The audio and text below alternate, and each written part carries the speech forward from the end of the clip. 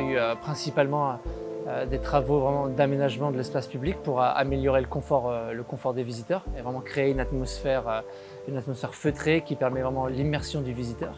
Une des parties très importantes des travaux a été vraiment l'ouverture de la fosse aux alligators, ce qui a vraiment dégagé l'espace et qui crée un espace de visite beaucoup plus important, beaucoup plus aéré, qui permet vraiment une fluidité de la visite, mais aussi une vue plongeante sur la fosse aux alligators pour les plus petits, aussi puisqu'on a une verrière en fait, qui fait 360 degrés tout autour de la fosse aux alligators.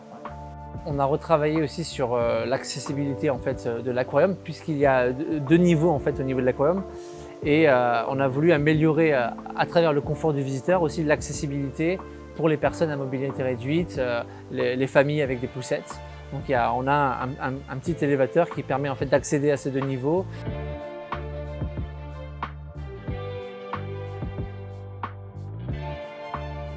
On a aussi agrandi notre espace d'exposition temporaire qui nous permet vraiment de recevoir des expositions temporaires de qualité.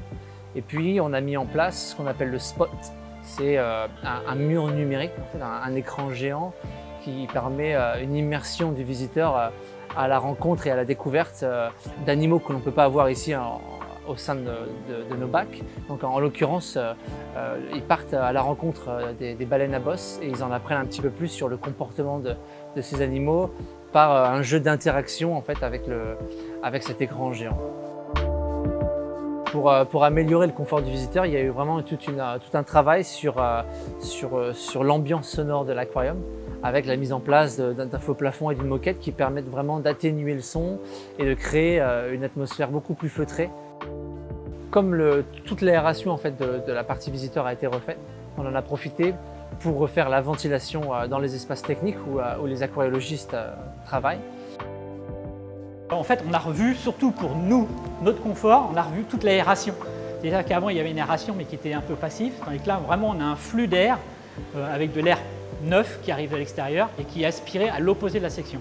C'est-à-dire qu'on pourra contrôler la température, qui nous permettra aussi de contrôler l'hygrométrie et d'avoir des conditions de travail plus agréables, mais pour nous, mais aussi pour les animaux. C'est-à-dire qu'on n'aura plus de pics de chaleur comme on pouvait avoir l'été et moins de pics de froid aussi l'hiver.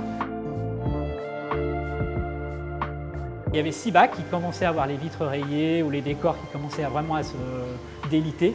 Donc on a fait exactement les 6 mêmes bacs. On a juste modifié un peu les aménagements intérieurs.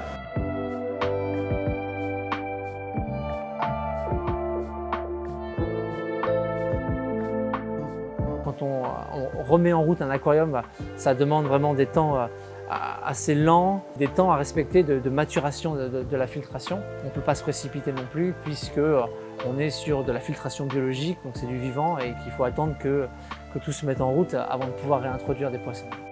On a vraiment repensé notre manière de présenter les espèces, puisqu'en fait on essaye de non seulement présenter les espèces, mais présenter l'écosystème dans lequel elles évoluent à l'état sauvage. Le visiteur passe en fait d'une région du monde à l'autre, à la découverte de la biodiversité de ces régions.